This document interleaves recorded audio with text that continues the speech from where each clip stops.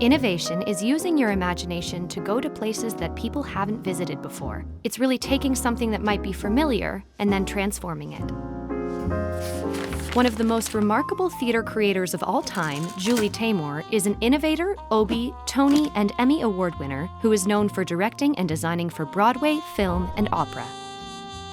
Julie Taymor was born on December 15, 1952, in Newton, Massachusetts, a suburb of Boston, to Melvin Taymor, a gynecologist, and Elizabeth Bernstein, a political science teacher.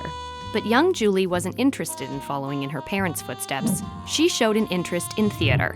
When she was 10 years old, Julie joined the Boston Children's Theater, and in her early teens, she attended experimental theater workshops run by playwright Julie Portman.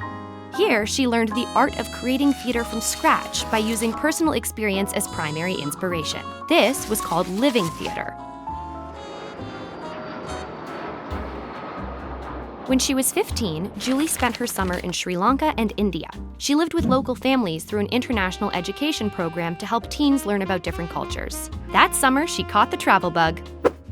When she graduated high school a year later, she traveled to Paris and studied with Jacques Lecoq's International Theatre School, which specializes in physical theater, mime, devised work, character creation, and neutral mask. A year later, in 1969, she returned to the US and studied folklore and mythology at Oberlin College in Ohio. After graduating from college in 1974, Julie's itch to travel came back, so she applied and received a one-year travel grant to study in Japan.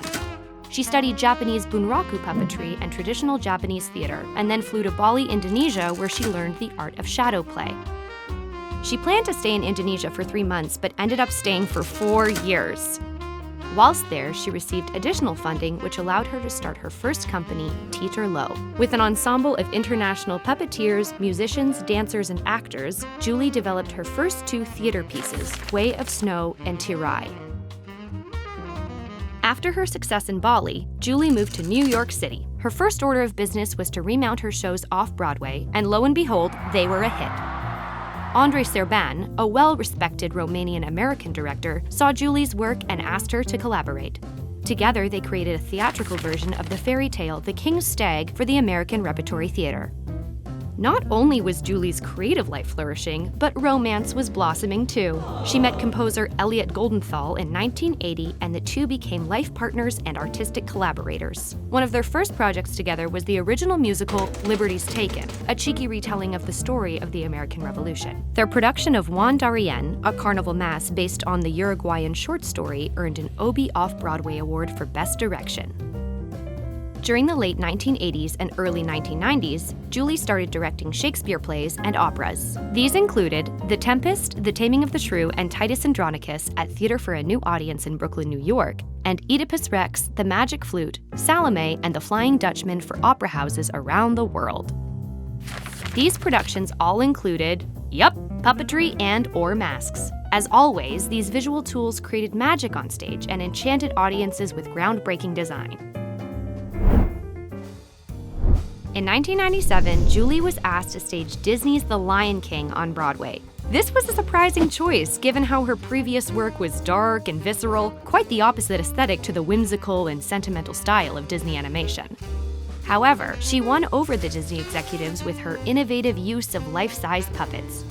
In total, Julie created more than 100 puppets for the show. Not only did it clean up at the Tonys, including winning Best Musical and Julie being the first female to win Best Director, but it is the highest-grossing Broadway production of all time, earning more than $2 billion. The Lion King premiered on Broadway on October 15, 1997, and it is still running there today after 10,000 performances. Woo! In 2002, Julie encountered her biggest theatrical hurdle. She signed on to direct and co-write a Spider-Man musical.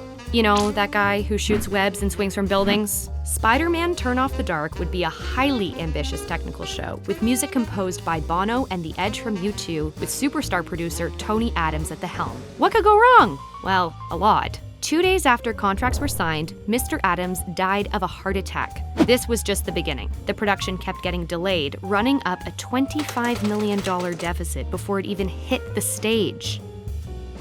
Julie was fired from her position after reportedly clashing with collaborators and producers 9 years after she signed her contract. The show finally opened a few months later in June of 2011. During its 2.5-year run, 6 cast members and stunt people were seriously injured on stage. The United States Occupational Safety and Health Administration actually fined the show $12,600 for safety violations. It closed in January 2014 and it cost a total of $75 million to produce, the most expensive Broadway musical of all time.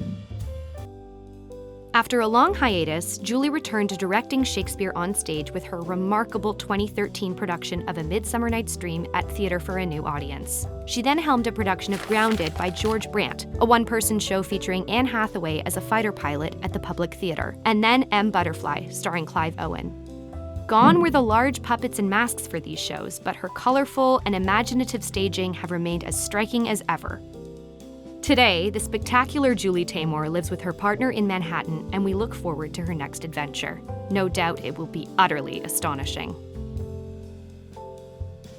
I really do believe that if you don't challenge yourself and risk failing, that it's not interesting.